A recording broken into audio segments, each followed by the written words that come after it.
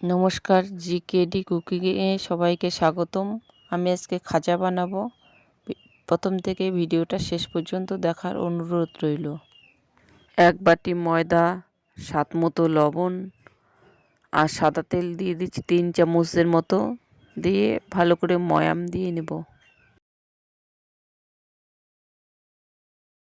ভালো করে ময়াম দেওয়া হয়ে গেছে। এখন অল্প অল্প জল দিয়ে একটা ডো বানিয়ে নেব।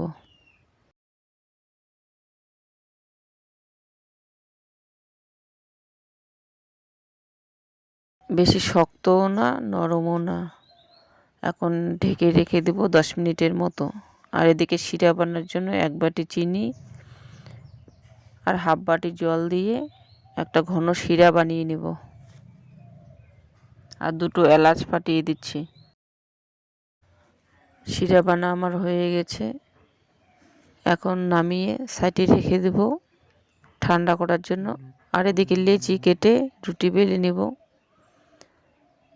এরকম করে পাতলা করে রুটিটা বেলে নিতে হবে। দেখুন আমি কতটা পাতলা করেছি। একই রকম করে আমি 6খানা রুটি বেলে নিয়েছি। এখন রুটির উপরে সাদা তেল আমি এভাবে দিয়ে ভালো করে হাত দিয়ে মেখে নিচ্ছি। ভালো করে তেলটা মেখে নেওয়ার পর এখন শুকনো ময়দা উপর থেকে ছিটিয়ে দিয়ে আরও ভালো করে এভাবে মেখে নিতে হবে।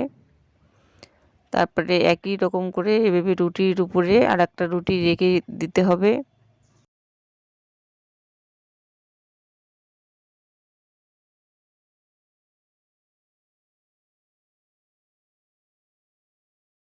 একই রকম করে আমি 6খানা রুটি দিয়ে এভাবে রোল করে মুড়িয়ে নিতে হবে। নিয়ে সাইডগুলো কেটে পিস পিস করে কেটে নিতে হবে। দেখুন আমি কেটে দেখাচ্ছি। সবগুলো আমি একই রকম করে কেটে নিয়েছি। কেটে নেওয়ার পর এরকম করে রুটিটা লম্বা করে রেখে বেলে নিতে হবে। হালকা হাতে চাপ দিয়ে বেলে নিতে হবে। সবগুলো এভাবে হালকা হাতে বেলে নিয়েছি। এখন এদিকে কড়াইতে ভাজার জন্য তেল। এখনও তেলটা বেশি গরম হয়নি, ওই অবস্থায় ছেড়ে দিতে হবে। এইরকম করে 4খানা আমি দিয়েছি। দেওয়ার পর দেখুন কতটা ফুলে উঠেছে। এভাবে উল্টিয়ে পাল্টিয়ে লাল করে ভেজে নিতে হবে। ভেজে আমার শিরা কিন্তু এদিকে ঠান্ডা হয়ে গেছে।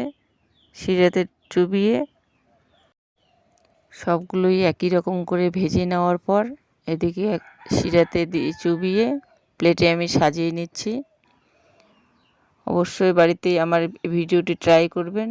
ভালো লাগলে লাইক, শেয়ার, সাবস্ক্রাইব করবেন। ততক্ষণ ভালো থাকবেন, সুস্থ থাকবেন। নমস্কার।